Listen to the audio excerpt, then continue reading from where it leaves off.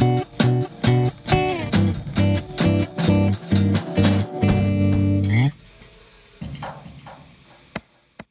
the place to start is the way that Beggars is most definitely like a reaction to doing the Alchemy project.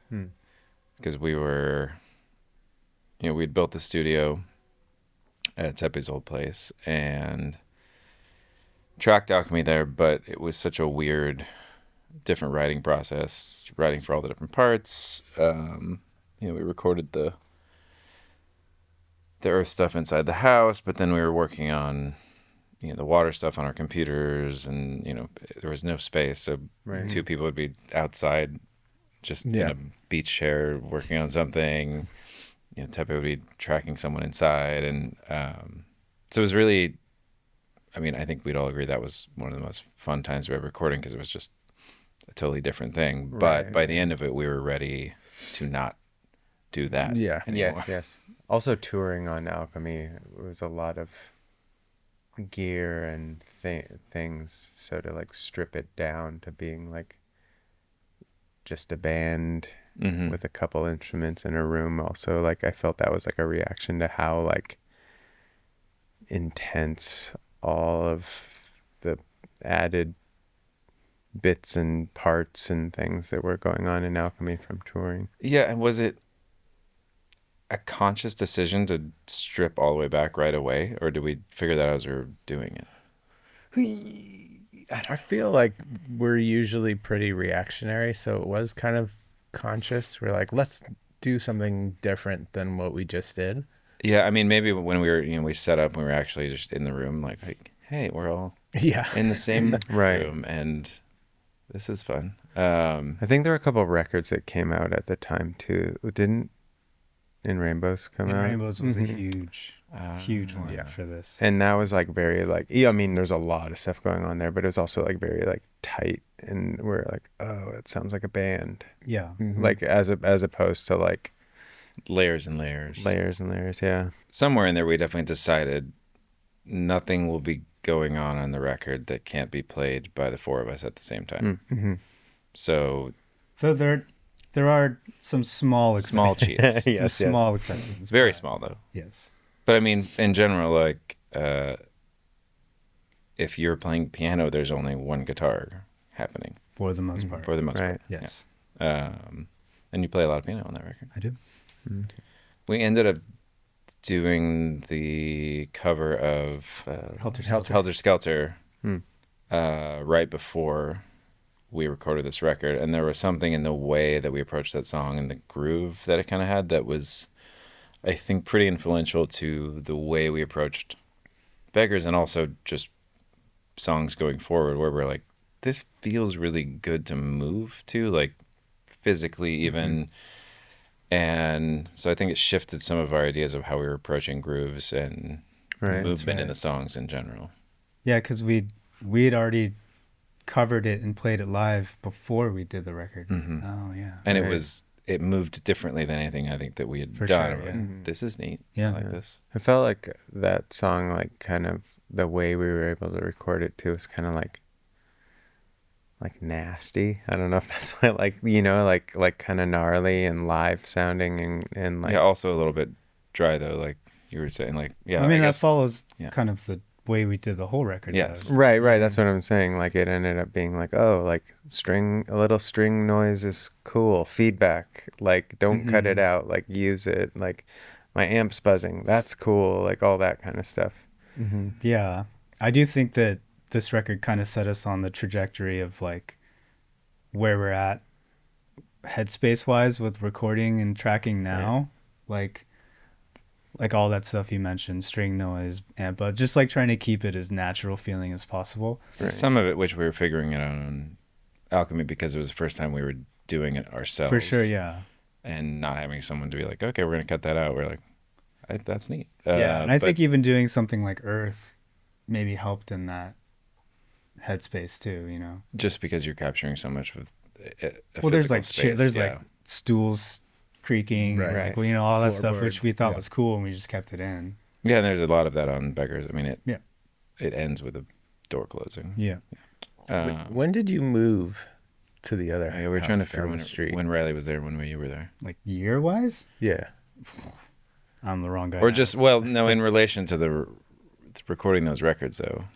If it was during Alchemy, because the house was empty Right, for Riley for was right Earth. then. Okay. Yeah. Yeah.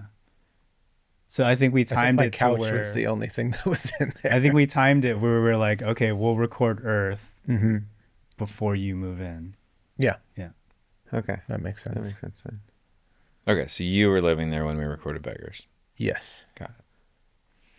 As a reference, this is the house that Teppei had that we built a studio in the garage.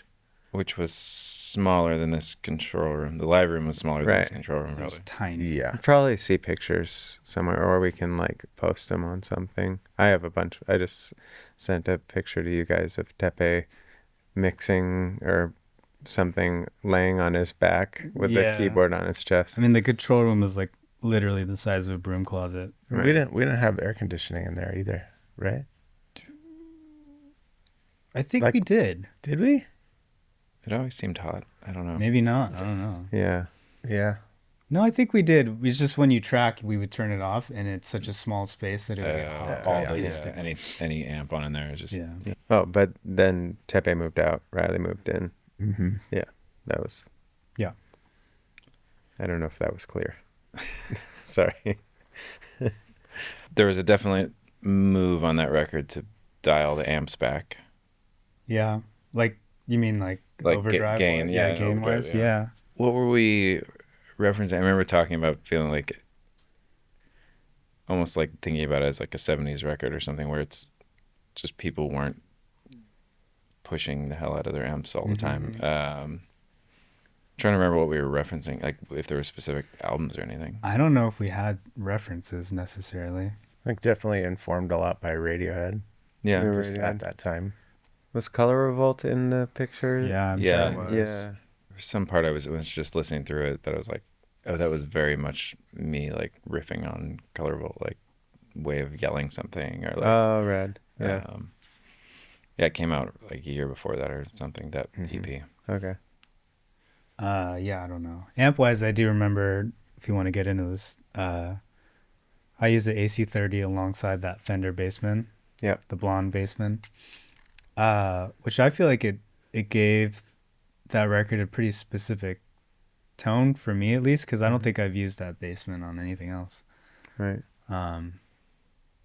Yeah, I listened through the record the other day, and I think it sounds cool. Right. I was saw- doing AC32, right? I don't remember. I feel like I was playing so. your Fawn one or whatever. No, I didn't have that yet. No? No. What was that? I might have. We have pictures. I should have looked. It's not Or I gonna can help look us right. now. I can. I look mean, my right now. AC30 was just like I don't know what it's called, but it's like a just random 90s like circuit board model. Yeah. probably made in China. It's like not a super nice one. I started using the B15 too. Mm-hmm. Yeah. Just like a weird. Which is now old- like Ed's recording powerhouse. Right. What era of guitars were you guys using Ooh. at that time? That was pre storage space theft. Mm-hmm. Yes. I think I actually A lot remember of this. casino for you, right? No, not the 335. Oh. 335 was a lot of that record, Huh. and I feel like you can hear it. Mhm. And then there's some telly. I think it was just the telly and the 335. Okay. Was that the Nash telly? Did you have it Mhm. yet? Okay. I don't know what I was. I don't know. RD? No. Gibson? No? You guys talk. I I'm might gonna have been look at my phone. playing Turned it off. The Damn Nash it. stuff. Maybe. Yeah, I went feel through like- a lot of guitars over. Yeah, you had a Short period. period. Yeah. Yeah. I feel like you guys were pretty Nash heavy at that time. Yeah. Oh, that's true. You might have had that Jaguar. Yeah, I had the Jaguars before I did the other weird thing, but I don't know. Yeah, I don't know. I think it was a cool move though to just shift all of the tones in a sense for the record. Like there was it gave it a different feel, like absolutely than Mhm. everything else that we had done. Mhm. it's fun to see it in this record, but even in general, but just the way that Alchemy, I think, did a lot of what we wanted it to do to flex ways we could go. Like when I was listening through this record, there's definitely a lot of points where you're like, I don't think that would have happened if we hadn't done Definitely. Alchemy. You were still grabber mode? Yeah, I was definitely grabber. I'm trying to see what. Grabber's Ed's bass. Yeah, not his hobby. Yes. Yeah, it's like He's still a grabber. It's like Gibson bass. It kind of looks like the bass that the guy from Green Day plays in that It's the bass that you Longview, but that's a different one. That he has a ripper. There's the ripper and the grabber and G3 and yeah. Sorry, I'm looking for photos from the era, but I'm not sure I'll be able to find it while we're doing this. Maybe we'll go through the songs.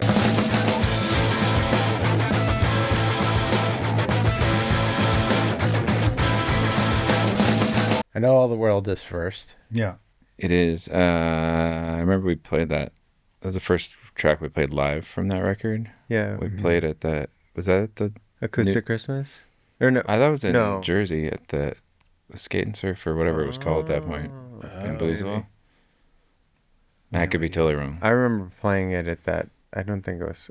Maybe it wasn't. Some sort of festival. What was the barbecue or the one that was at this K-Rock thing? Oh, Weenie Roast? Urban Metals. Weenie Roast. Yeah. No idea. But I remember, yeah, we played it live outside.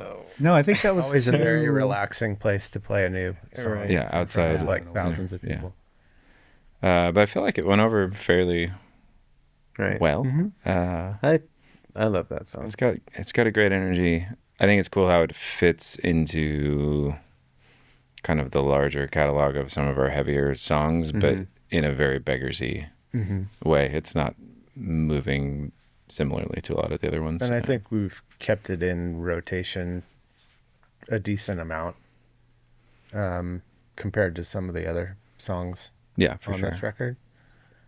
Which Yeah. kind of speaks to how much we like it and how it was received. Yeah, I mean, I feel like the big rotational songs on this, definitely All the World and Exile and The Weight. Those ones are always kind of floating in and out of there. This was a Teppei idea, right? What Yeah. was? The All the like, general All the World. Yeah, I think I actually started with that shuffle beat. Mm-hmm. I don't know why. I just thought it was a cool beat and wanted to try and use it. And then I don't know how I came up with the chords or anything, but Those chords were very actually Radioheady chords. They're like the where you have the root. and then the two other. Yeah. But there's a ton of that in Rainbows, I think. Yeah, you're right. And I feel like you were kind of using that, but then pushing it into a heavier place. And I do remember the chorus, like the like little lead part that's like drenched in the reverb. I just recorded a friend's band called We Barbarians. I was gonna bring that up. I feel like because they're using those chords too. I think they were. Yeah, that's true. They were using those chords, but they had a lot of stuff where it was like just drenched in reverb and like just whatever. And I think it was very influenced by that. But because I don't think I'd ever used reverb in that way up until this record, which like letting it kind of bloom super big. And it's almost like you're using it as like an overdrive, like you're using it for sustain almost, you know. But there's a lot of reverb use on this record, even doing like the splashes and stuff. Yeah, a lot. Yeah. And on the, I think even on when you're doing some road stuff too. Maybe that's a lot of delay though. That's delay, yeah. But yeah, I think to give credit where it's due, I think it was actually pretty directly influenced by, recording that band. Yeah, it was good. I like that thing. Yeah, I feel like it has band. like a lot of stuff that we still try to do, which is like mixing pretty and dark and heavy and like that. I guess the arpeggiated break, is it the bridge? I don't know. Or I guess it's before the bridge. It's like still like when I'm playing it, it gets so hyped when I just and then just like blah, you just smash into that next part. Feels so good. And then your vocal when it that's I'm trying to figure out, is that part, I had that like part I kept trying to use from ripping off the like throne scene song in Return of the Jedi. I kept oh yeah. I feel like that might The snuck Jedi part thing. of it into that. I don't know. Like yeah, you might have. where it goes like it hits the weird note. Maybe, yeah. I was trying to use that thing for like years. I don't We should just I'm not even sure that came. do the songs a cappella. All the guitar parts. You get the drums. Sound-wise, too, it's this whole record, but I think especially starting with that song, it sounds weird. Yeah. It's a weird sounding record, but I think it's cool. I think the idea originally was that we were going to do it all ourselves, like Alchemy. Mm-hmm. We wanted to keep it really stripped, just like the recording. As far as the mixing, so like trying not to use a lot of external like reverbs and effects and whatever. And I think maybe it's just doing rough mixes or something. I was having a hard time getting it to sound the way I wanted it to sound. And so we took the record and had Dave Schiffman mix it, which is a cool luxury. Right. But I do remember sitting, like, he mixed it in like the studio in his house. I remember sitting there with him when he started to mix that song, and he started doing his thing, and it sounded cool and weird, and I remember getting super excited about it. Right. Yeah. It's a cool way to start, not to keep hammering on this song, but a way to start record 2 because it really highlights what you're saying. Yeah. I feel like at the time there was so many bands doing like super like hi-fi whooshy kind of like Yeah. super low bass, like all sorts of bells and whistles and stuff Everything was happening. getting very compressed, Processed. That's And, like yeah. all the record. We even remember we mastered it. We were like, don't like compress it that much. Like it sounds. Oh, it's if you a listen, quiet it's a record, very right? quiet No, it's record. Alchemy. Mm-hmm. Alchemy's super quiet. It's quieter than Beggars. Yeah, I think so. We definitely did it with Beggars too. Maybe, I don't know. Just Right. it was this another reactive thing. Just like everything just sounds like. Yeah, Right. but I mean, it's squish. like it's trashy sounding. It starts with that like Yeah. and it's like distorted Blown and out, it's like yeah. blown out. Right. Like on a technical level, it maybe doesn't sound great, but I think it sounds cool. Like the cymbals are super washy, especially for that song for whatever reason. Like Right. there's like a lot of bleed or something that's like, Mm-hmm. but it sounds cool. Right. Yeah. Partially a symptom of just that live room. It was For sure. so Right, small. Right. And me Yeah. hitting them too hard. All right. So what Never. was track 2 then? I think it's the weight.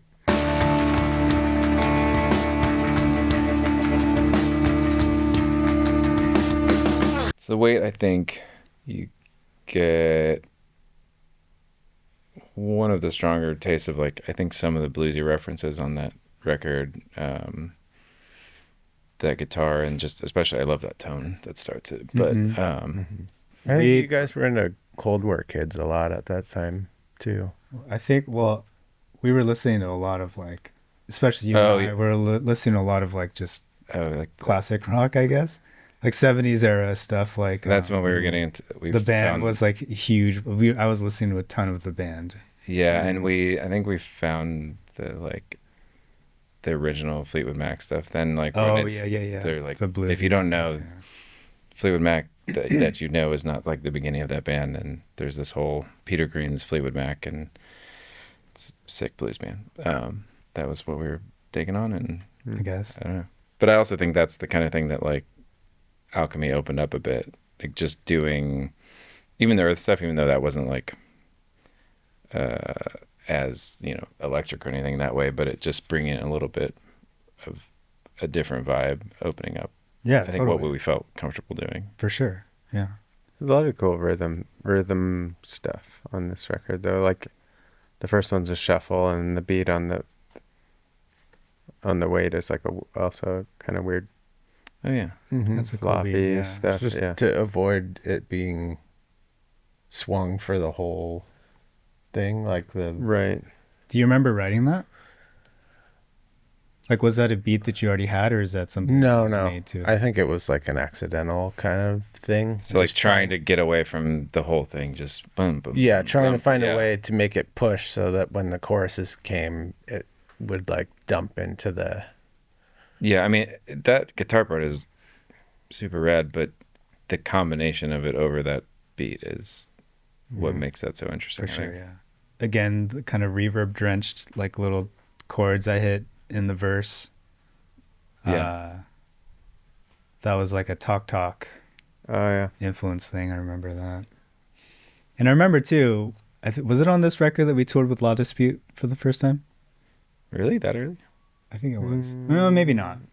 They might have been major minor. I think that was like Oh, okay. 2011. This was. We toured with Manchester Oh yeah. and then left that tour. And then I know for sure we did a tour with Kevin Devine and Bad Veins and the Dig. Yeah. Well, in any case, I Towards the end remember of the cycle. I can't remember if it was Chad or Brad from Law Dispute, but One of the ads. yeah. One of them mentioned, they were like, "Oh, I really like that song. That one part you played reminds me of Talk Talk." And I was like, "Yes." That's Oh right. yeah, that's rad. So, If a listener doesn't know Talk Talk, I mean, you might know their more pop stuff, but there are They have a big song called "It's My Life" that you've definitely heard the that No Doubt cover. covered. But then there are two records that they did, Spirit of Eden and Laughing Stock, that are kind of like really pushing what you can do musically at the time, I would say. Yeah, It's like, I'd recommend starting with Laughing Stock. I think it just sounds better, especially vocally, and you can go back, work backwards. But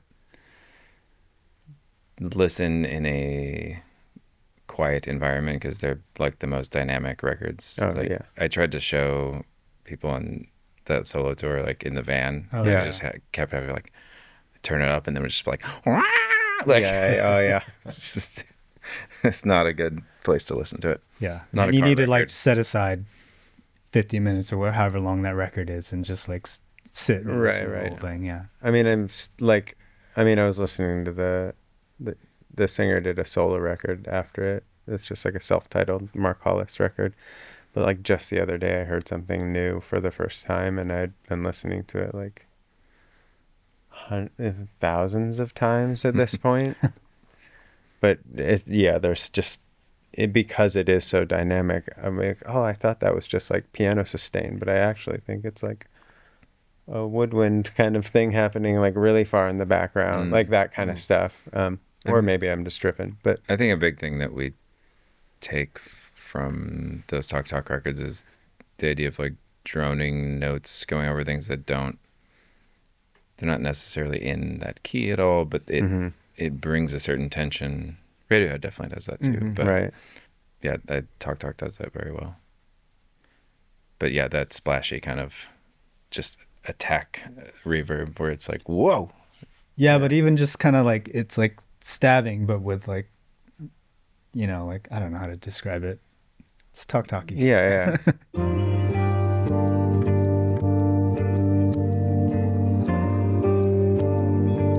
There is circles. Yeah. Circles. That was your. Was Was that a reason? Yeah, that was a reason for experiment. Reason is a computer program that lets you use MIDI to make sounds. Yeah. I think it's something I still do a lot, but take like a Rhodes and put a bunch of reverb on it and then like mess with delays so that it starts to like cycle over itself and do these weird kind of harmonic things as well. And then programmed a beat to it, but it like flip flops all over itself. I don't know. Yeah. Because it's like cutting off. Yeah. Yeah. It's all five, all in five. No, it's in 6 most of the time. Oh, geez. Okay. Mm-hmm.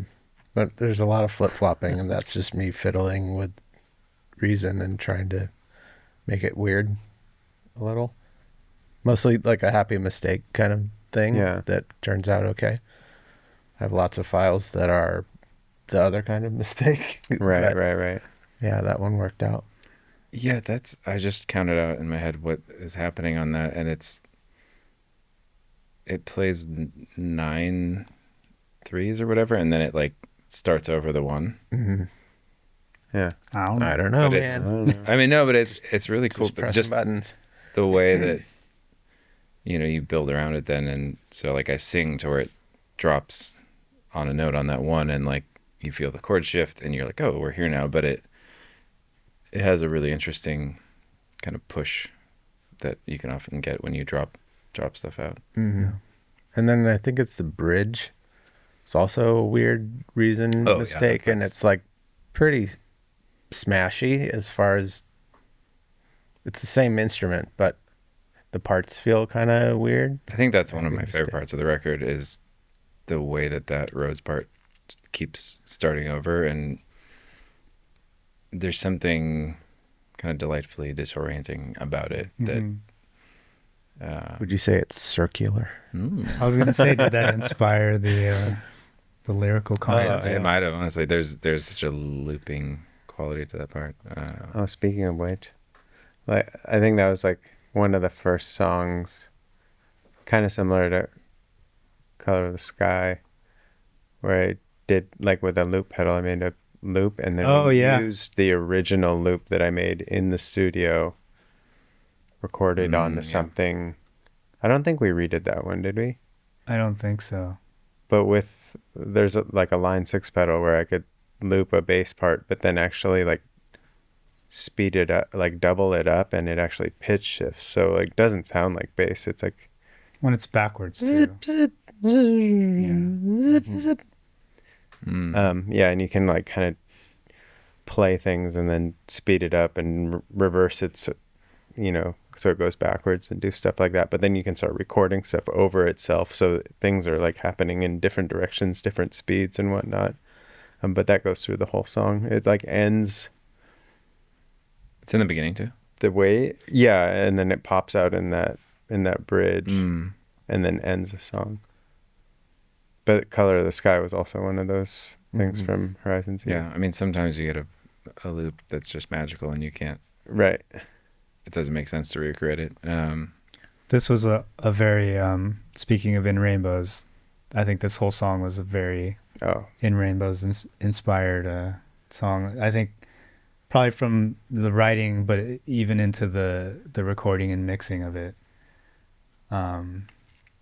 I do remember again sitting with Schiffman and trying to get him to put that reverb on your voice, and he was a little like hesitant about it at first because the drums are pretty dry, which is kind of an In Rainbows inspired thing. Right. Yeah. But we wanted that big bloomy like reverb on your voice, again from In Rainbows. Right. And also to clarify, the Rhodes on the recording is actual Rhodes, not Oh yeah. a MIDI thing. Yeah. Yeah. There's a jackboot toe tap keeping time while the children dance and play. Track 4. Track 4. Double Speak. Double Speak. I like the song a lot. Yeah. I feel like there's definitely like multiple songs on this record where you're like, I don't think anyone else would write this song. Like, Right. like, It's a weird one. this is a weird us thing. I don't remember where it came from though. I do, thanks to the working title, Oh yeah, which was Toronto. And it was a reason file that I made, I think. Where, when we Teppei? were- Must have been in Toronto. So I think it just started with those like big piano hits. I just had that in my head, I think. And then I think probably just programmed some beat to it and kind of went from there. Yeah. I don't remember the chorus, like how we came up with that. Yeah, the chorus shifts really hard. Yeah. Yeah. That must have come from that riff, I guess. Maybe pretty Color Revolt inspired, I think, too. Yeah, I feel like that the bridge I might have made. Maybe. I like the bridge a lot. But that was definitely Tension like builder. What's the bridge? Oh, the like tom part. Yeah. Sounds very. Yeah. There was a fair amount of jamming too on this record, where Right. so it could have just been like a thing that we just came up with, you know. No, someone had that riff. I remember. Oh yeah. Yeah. I don't know. It I think sounds like maybe. Well, I don't know. I don't think This is weird because it's like entering the part of my memory where like in the aughts, I don't remember a lot of what happened. I don't like, there was just like a block of time, like 2006 to onward, where it just got really murky. Like I mean, I was probably playing video games too much to like allocating all my bandwidth to goblins Spells. or something. Yeah. Goblins is better. Yeah, that's a fun song. I get to play some Mean Tambourine live on that. Oh one. yeah. Oh yeah. And I gotta do the back and forth, the catch it on both sides. Good. I don't know. It's a weird song. I like it. Right.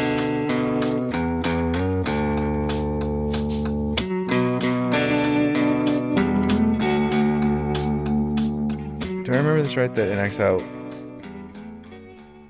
we almost scrapped because we liked the Maybe. song, but we kept screwing it up. Like we kept coming back to like different arrangements, Sounds maybe right.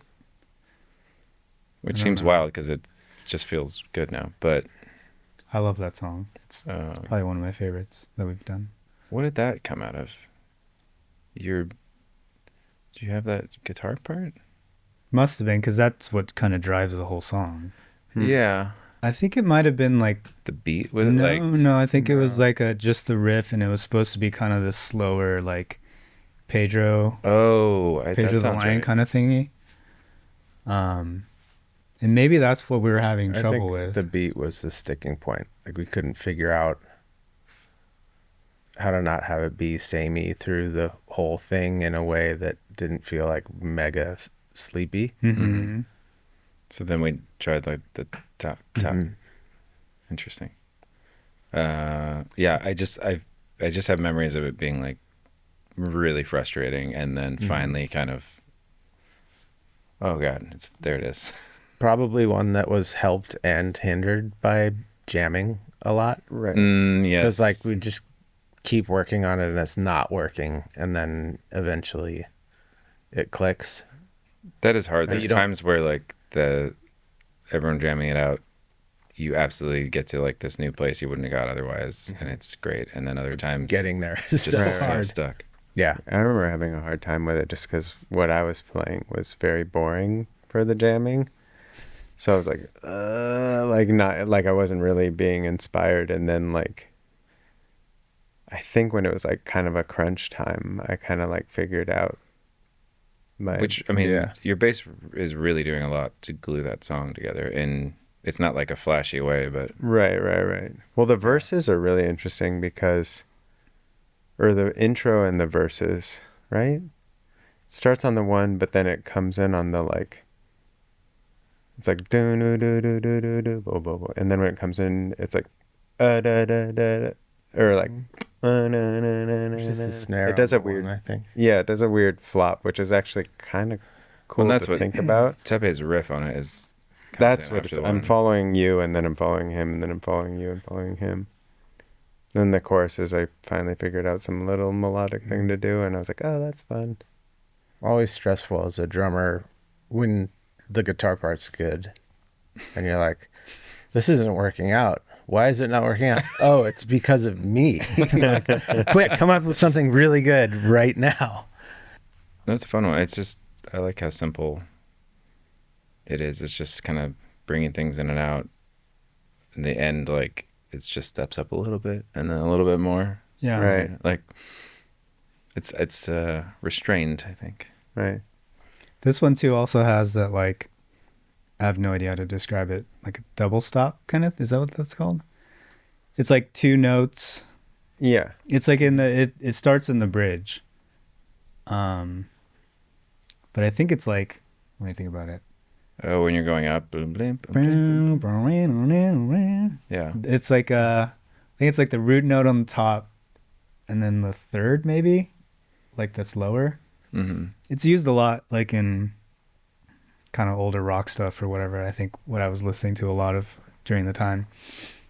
But those kind of like I don't know what you call those, but that's used a lot actually in this record. I noticed that when I was listening back to it, and this might be the first instance of it showing up. Maybe. Perhaps.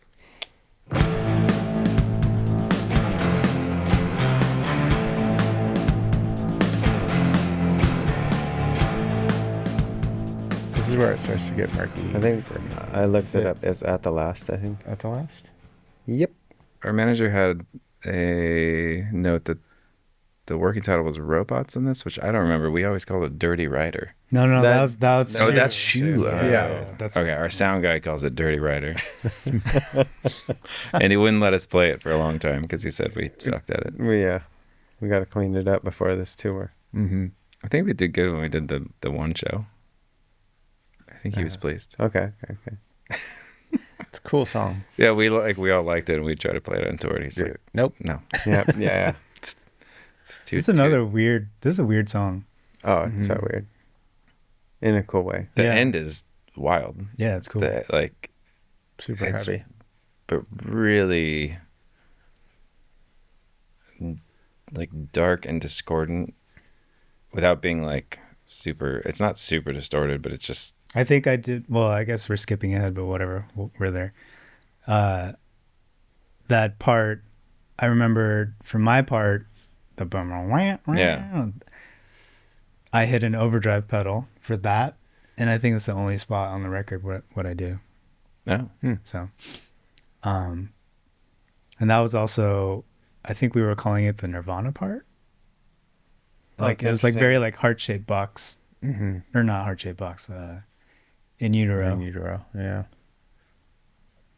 Yeah, just in that kind of discordant way it's going about, but yeah, it's a lot. It's good. I learned what that chord was that we played. That first chord. Oh yeah. And I forget what it is. But it was like a weird jazzy chord. Oh, really? Yeah, I learned what it was, and I forget what it's called now. But Yeah, this is the history of Thrice. It's just us doing something and then learning there was a name to it later. Right. I love that in that it's kind of like a solo over the end part, the heavy thing. yeah. The descending. Yeah. It's so good. Oh, this song also has that thing I'm talking about. I'm just gonna call them double stops. I don't think that's the right term, but It's just like a split.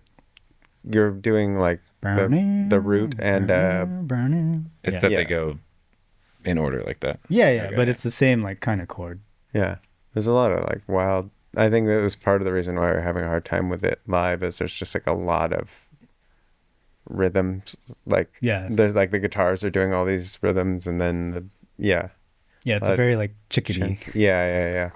Yeah. Getting that tight is hard without it feeling stale, I guess. Or probably just all over the place. Right. I like that. Oh yeah, you're saying that the whole verse is those double stoppy things. And yeah, I like that part a lot. Like the way it drops into that first one is really cool. It's got a good breakdown too. I mean, that's also the solo part, but Well, the whole bridge leading up to it's cool too. what is it? Oh, it's like building. You're doing like the tom things when you start splashing. There's lots of weird, Oh, like, Yeah. yeah. It's also a Those. weird reference, but I remember we noticed it at some point. I don't know if we noticed it all when we were recording it, but the kind of way I'm riffing that vocal in that build is like similar to that Weezer song. Yeah. Found Jesus in spite of Jesus. Yeah. What song is that? Uh, I can't think of the name of it. Say It Ain't So. Oh yeah, It's the bridge of that. Mhm. But it's like a very different mood. But there's that kind of like repetitive thing pulling you in and building it up.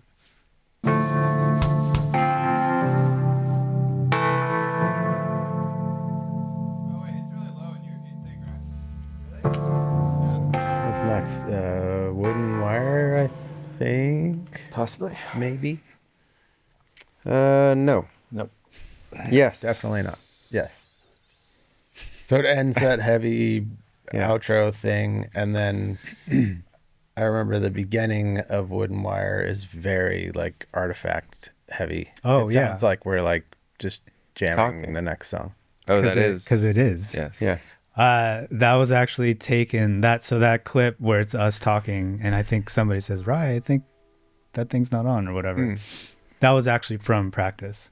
Oh, nay. And then me like kind of noodling on the intro on the roads. That was that entire clip was taken from actual practice, and we just plopped it into. Nice. Oh, even those weird like swelly feedback things. Yeah. Oh, cool.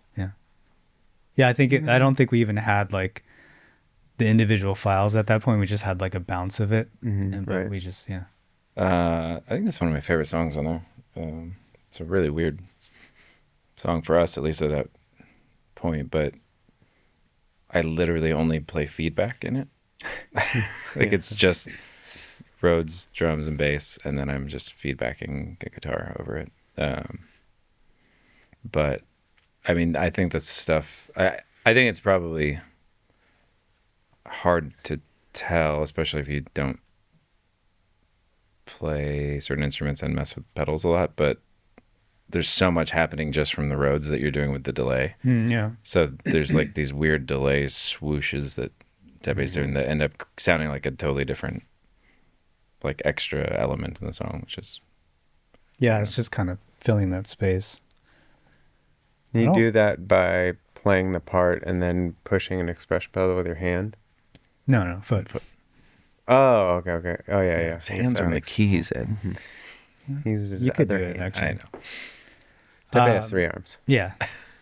No, I don't. I don't remember how that came about. I don't know if it was like a thing that. I don't think I would have recorded that because it's that. I think that's just from jamming. Mm. Oh, you're saying you just I mean, and you do it actually in multiple spots on this record though. That like swooshy thing. Mhm. Yeah. Where earlier we were talking in circles. I think near the end you're doing some of that. Maybe not. I don't think so. Something else. But I love that. I think it's great. The chorus is cool. I remember calling the harmonies the Crosby, Stills, Nash and Young part. Yeah, they're very much of that vibe. Again, the 70s rock that we were listening to. Yeah. The whole end of the song I think is super cool. It's just Does some time signature bouncing, I think. it's like another kind of cut off thing, and then I know I missed it when I was listening to the recording yesterday, but like I do that extra vocal tag live, but it's not on the record. I was like, oh, it's not there. Shoot. I remember doing something fun on the end of it. Not that bass is that fun. It's like and then I playing the part with distortion, and I hit a really long reverb, and I slide the note, and it's like Oh, that's cool. It's live or on the record? On the record and live, but it's like it's just like an effect thing that makes it sound like it's like I keep playing underneath it as it's layering over into the next part, so it's probably creating these weird discordant kind of verby. The Mellotron makes its appearance at the end too. Really? Yeah, there's Mellotron. The whole outro. There's like the chorus Mellotron. Really? Yeah. It's just tucked down there? Yeah. Maybe if you listen. No. I forgot about that. All right, I'm going to go back and listen. Yeah. It's like a talk thing. Is there other Mellotron? Mellotron is a very cool instrument. We use some in Alchemy Index. We don't have a real one. No. But the real ones were made back in when, Teppei? I don't know. Back in the day. 50s, Probably 60s, maybe? 60s? Yeah. But they would actually take a tape and record a sound like a string instrument, like a violin or something. And then you would have the tape on multiple little tape tracks, and you'd play that tape in that note with a key, like a keyboard. Yeah. And it would put the head down and start playing that track. So you could play So you're literally playing tape loops. before synthesizers, Yeah. before you could make this sound any other way. But you're playing tape loops with a piano keyboard. Yeah. But they would do like vocals, they would do Strings, horns. yeah, whatever, yeah. But people still use them because it has this really weird quality to it that is a little unreal. Mhm.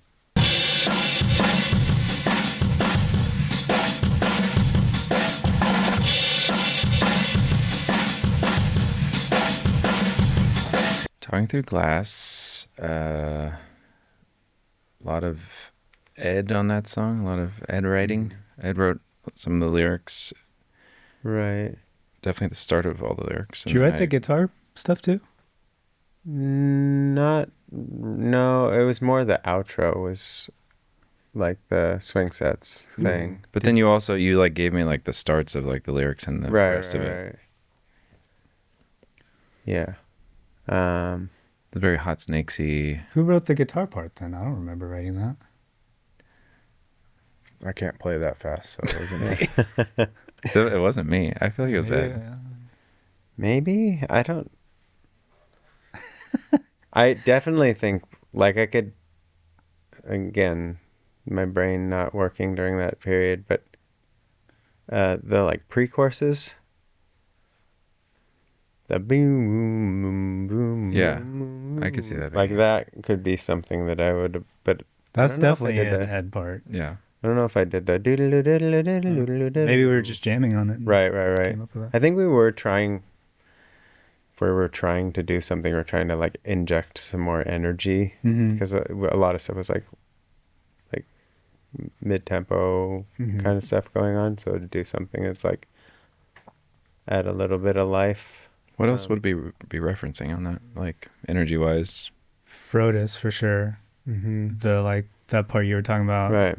The guitar part I'm doing is definitely Oh, the like. Frodis-y. Yeah, I think that's right. There's I some wouldn't- little drum moves that are Mars Volta inspired.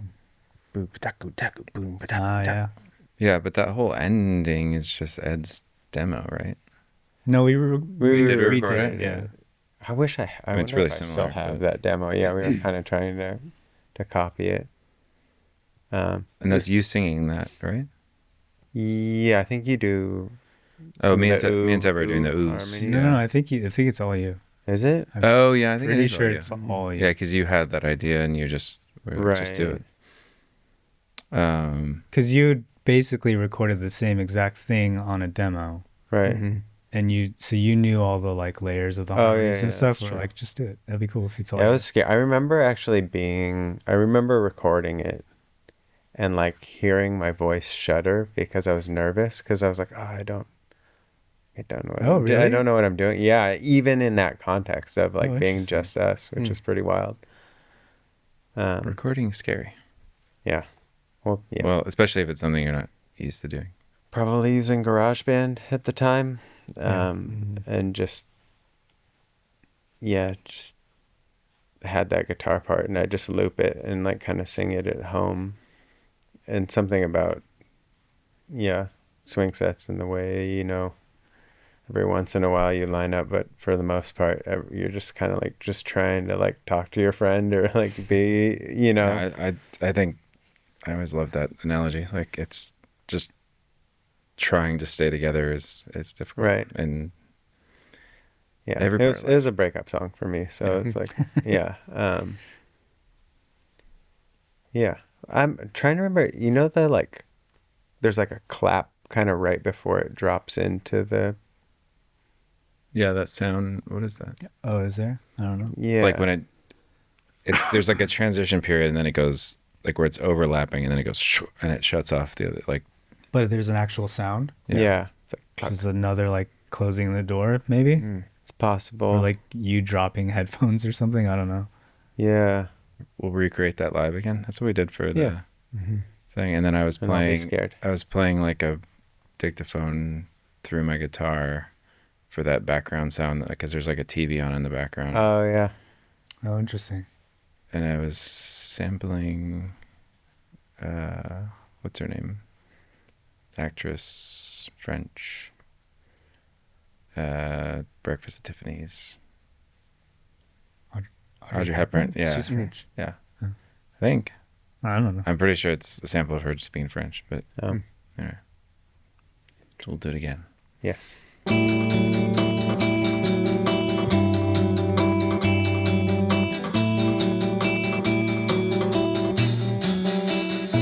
Next one's the Great Exchange. This one has the working title Terini. So I'm Oh, yeah. guessing either Ed or Mariana. Teppei were referencing Teppei, Teppei. Russia. Yeah. I was listening to a lot of that. Emiliana Torini. What's that record called? Fisherman's Woman. Yeah, it's good. It's very That's so it's good. cool. A really cool record. It's super stripped back. And I'm not exactly sure. It sounds like Bjork doing a folk record. Yes. Yeah, it does. She's It's also really Icelandic, but And she- there's a lot of yeah. rad artifacts in that record, like Yeah. chair squeaking. And I think Mhm. there's maybe Torini is referring to the guitar part. I'm think, sure. Mhm. Which Yeah. must have reminded me of something that record has. I guess I don't know. Yeah, weird song. Yeah. It's cool. That's one of my favorite things I did on bass on the record. It's just like a bunch of weird. Yeah, it's like kind of stops and then like little runs. Right. Like The chorus is cool too. It has like a really nice shift. I feel like Yeah. it's really pretty. It's very Radioheady. yeah, it's weird. Even in the lift of that, it's like there's notes in the guitar line that like make it sound really sad still. Yes. Yeah. Yeah, I don't know. Yeah. Nothing It's too kind much of like on it. there's not a lot going on in the song except that Mhm. those riffs and then Yeah. singing over it. But Yeah, I which think is we've only played that song one time. I think so. that's probably right. Mhm. And now I've forgotten it again. I have to relearn. Do you all- play anything on that song? Don't I play guitar? Do I not? I don't know. I think I play guitar too. What the? Is it just one guitar? I don't know. Wait. Sounds pretty one guitar. Maybe it's another feedback. Or maybe you're just Song? playing like light kind of like chords or something? No, I don't remember. I don't know. Huh. I don't remember just Wait, did standing you there play either. with not brushes, but those like funky sticks or whatever they call those? Roots. Roots? I think they're called roots. Oh, It's like a they're bundle of bundle sticks. bundle Bundle sticks. stick. Yeah, Mm-hmm. Yeah. I think I might have bundle sticks. for some of it. Yeah, the drums sound cool on that song. Yeah. Thinking about the guitar on this song, that was making me think about. I forgot, like, because I play guitar on Circles, which is, especially that chorus is always scary because I'm singing and it's like a really weirdly intricate finger picking kind of part, and I Mm. suck at finger picking. So that's fun for me. It's really fun to play that when you get it right. Like, Circles thing? yeah. Final track. Final track? On the actual record. Nice. What's been said? Can you see now that everything's great? Beggars, The title. the titular Mm-hmm. track. This one I wrote on a mandolin, I think, which is weird because in the context now it sounds very like jazzy, but Hmm. it was just really simple. I was just, I think, learning to play mandolin chords and ended up finding my way onto this. So did you must have just had the chords then. As Because I feel like I remember coming up with like the voicing, like that the actual play. bing, Right? bing, bing. Yeah. And being no, like- I was just, they were just chords. Oh, Yeah, I it was see, okay. just the chords. I did not come up with the movement. But I'm curious how we shifted it to that. I don't know. I think Eminem. Was it kind of like a Nancy Sinatra nod? I feel like it was. Oh, That Bang Bang song with like the little tremolo and that yeah, but that's such a different movement, though. somewhere between that and Radiohead again, I guess. No, it kind of has it's a different movement, but you remember the Madeline Perot cover of uh, Behind the Bars, Elliott Smith song? Yeah. Has that boom, bling, boom, bling, and it has the super dry vocal over. Similar vibe, maybe. Yeah. I don't know. That's what I thought of when I heard the vocal come in. I was like, oh my God, it's so dry, which is always so scary for me. I do remember you were hesitant about having it that dry. Yeah. We had to convince you to keep it like bone dry. Always. I think it sounds great. I think it was a good choice. I do remember writing the song though, like mapping out like the step ups, Mm-hmm. like how we were gonna build yeah. the song. And being very deliberate about like, all right, nothing else. Like you just add this one thing for the whole next Right. verse. Right. It's a really satisfying song to play on drums, even though it's so simple.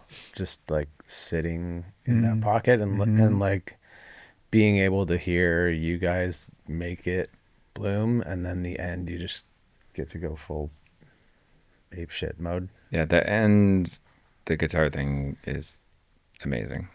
Yeah, I don't Such remember a how that came about either. Just such jamming. a good melody on that. Probably. Yeah, we never get any kind of movie or TV syncs, but that's one of the ones where I hear it, I'm just like, no one wants to use this for anything? Come on. It's so epic. Like, it feels like do. the end of a movie where, like, some horrible thing just happened, and you're like, get away for the next, and you're like, oh my God. Right.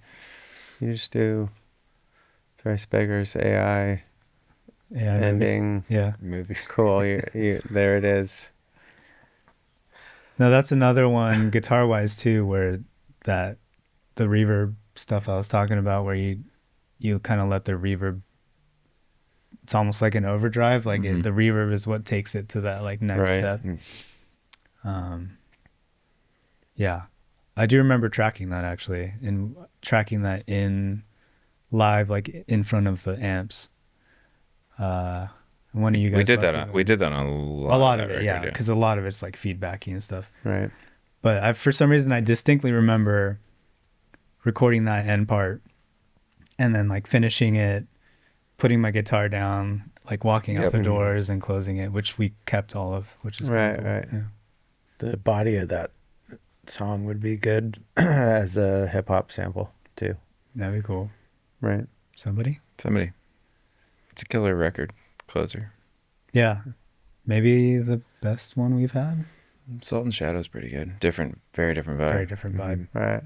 As far as like epicness, Yeah. it's maybe the So best. it's like a mic dropper, Yeah. kind of in a way. Yeah. And we do close shows with it sometimes. Mm-hmm. We're going to talk about B-sides. B-side.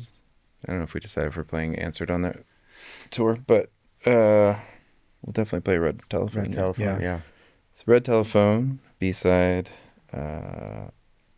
All of us like it a lot, though. So it's one of those ones where we're like, B-sides are hard. Like there's something that we like about not having too long of a record, but cutting songs is always a weird, hard thing to do. I think for this one, it was a call because we felt like it didn't match the vibe of the rest of the record, which is often how we kinda do it. doesn't, but it's a good song. Right. Kind of right, wish it was right. on the record. Though I feel like, honestly, it could have balanced well with like Talking Through Glass, like having another. Right. We upbeat didn't song. screw it up. Where would you put it? Yeah, that's hard. Right. That's enough. That's sequencing is always super hard. It's a cool song. It's very no knife. Definitely. Very not. nice. Heavily no knife, and maybe the most. Well, maybe not the most. It's up there. Of any song we have? It's up there. Yeah. Definitely on this record. Yeah. I mean, some of my like favorite guitar stuff from this record definitely is on that song. But, right. Yeah. There's that climbing part. The Bernard, Yeah. and then there's like an arpeggio that climbs. Like, it's cool. Red Telephone, Red Bedroom. Oh, yeah. Yeah. Was that before that was? No, no. No, I think it was a nod. Yeah. Yeah.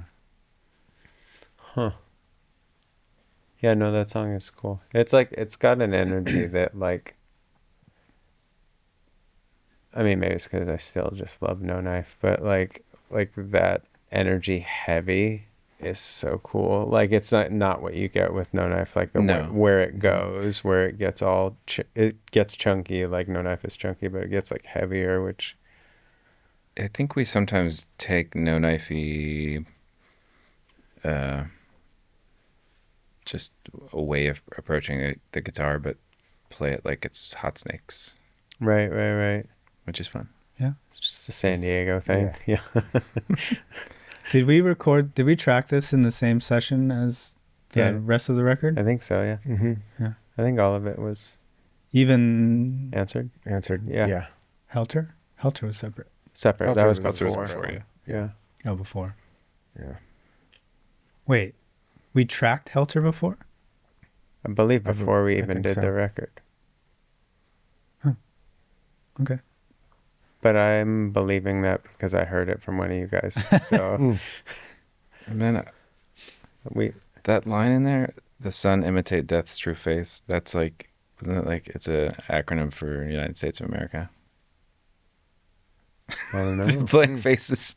I'm pretty sure it is. Wait, what is it? Sun imitate death's true face. Wait, how's that an acronym for?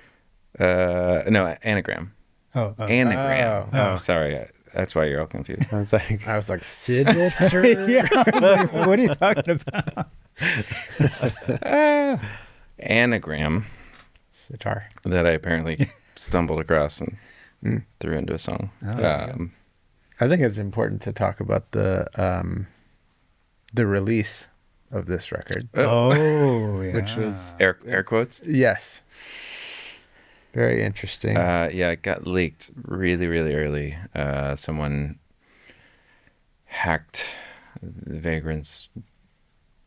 promo. They're like, what is that called? Back end. Press. There was a name for it when you'd store things online at that point, like a before like the Dropbox. cloud. Yeah, but it was like FTP server. There you go. Yeah, so someone hacked it really early, but it had the watermark on it. Right. So This every was like 40 seconds, like, you're listening to a Vagrant Records Promo copy. But yeah, it wasn't helpful. Well, the best thing that happened from that, though, is that the original cover got leaked, Right. which is, so that's out there, which we were all like, We loved. we were super excited Another about. story. Yeah, we this is had a whole to. other story. We had the cover, and then the guy who was designing it realized that he did not have the rights to use that photograph.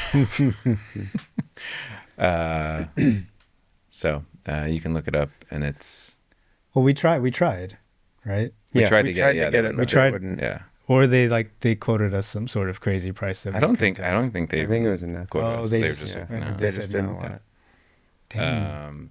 But yeah, it's this photograph of all these people at this dinner table, and there's a guy like looking at the camera, and that it's very like opulent, like this very nice thing, and that coupled with the title of the record was just pretty striking. Well, yeah, well, and it says like beggars scrawled on it, like, and just something about the look on her face, and she's looking directly into the camera is like, Yeah.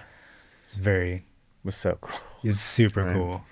But that's the best thing that happened from that leak is that We should cover's just actually upload out that to there. like Yeah. Oh, also, like streaming stuff. Like, no one's ever gonna. do you know that the Cut streaming, always just take Cut it this down. out. Cut this out. No, I'm just the streaming Just put an emoji thing, over the it. like image that comes up for the streaming is like, it's not even the cover of the record.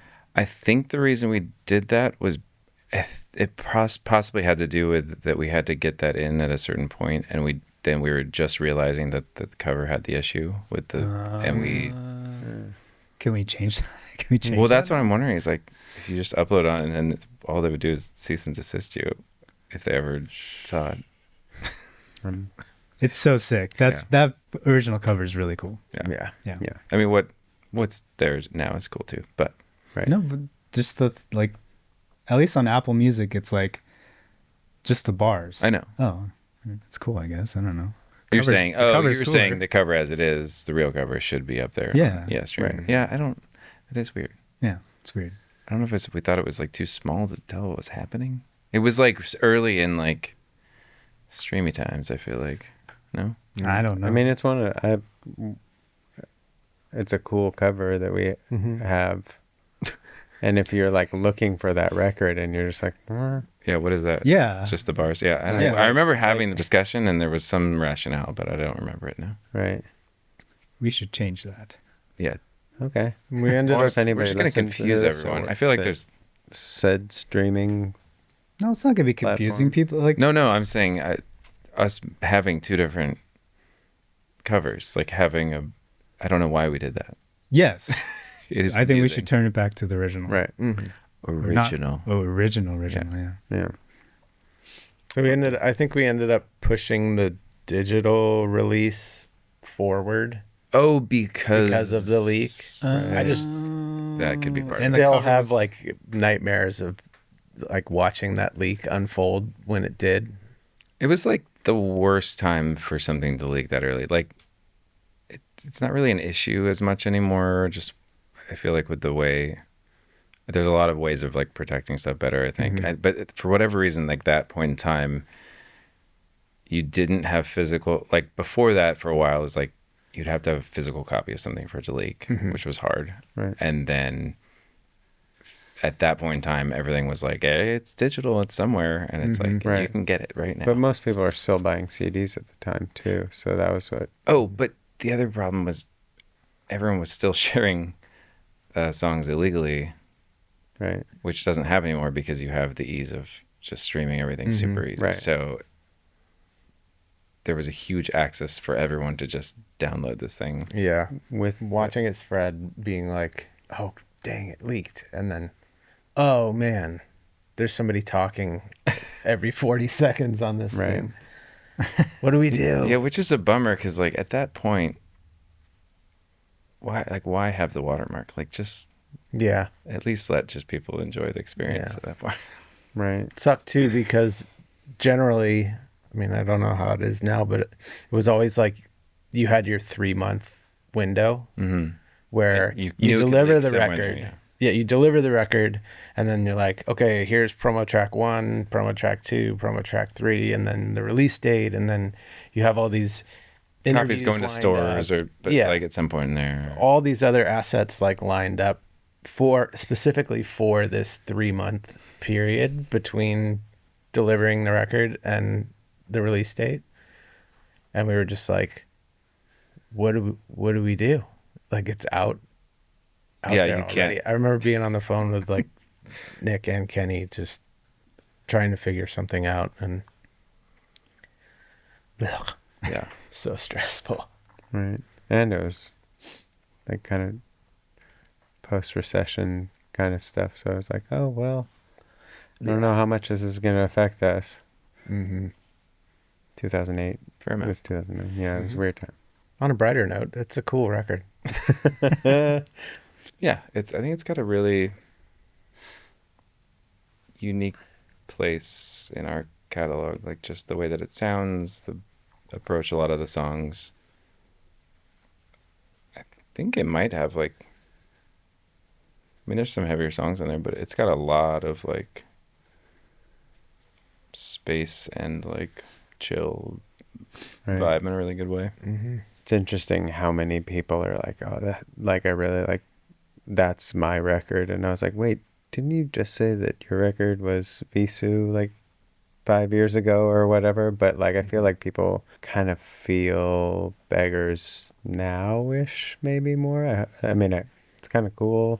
That's true. Or maybe I'm just like, That's cool if that is, yeah. yeah. Is another record that I think was similar to Visu. Is kind of important for us because we were making kind of like counter to the popular rock culture music. We were kind of just like, nope, we're gonna do this, in the same way that Visu was like, we need metal riffs, and it was like, no, we're gonna try to do this other thing. And then Beggars, I mean, obviously Alchemy was a whole other wild thing, but I think it was cool to like bring the rock into more of a raw, like some throwback stuff, just like cool vibes. Yeah, I mean, everything about it was pretty counter to what was going on at the moment, you know, Right. like from, I think even the songs themselves, but, you know, especially the recording and the mixing and the way we treated all that, it's very Right. starkly different from what was actually happening at that time. I mean, it is a screamo record. No. True. It was a very different thing out there in the world, like Right. that we were in, at least. Like it rubbed the wrong way a little bit, I think, Sure. which we were trying to, I think. So Right. It was I a think too, success like- for us only. Yeah. I mean, I think speaking for myself, and I think kind of for us in general, like I don't pay too much attention to what people are saying after, like,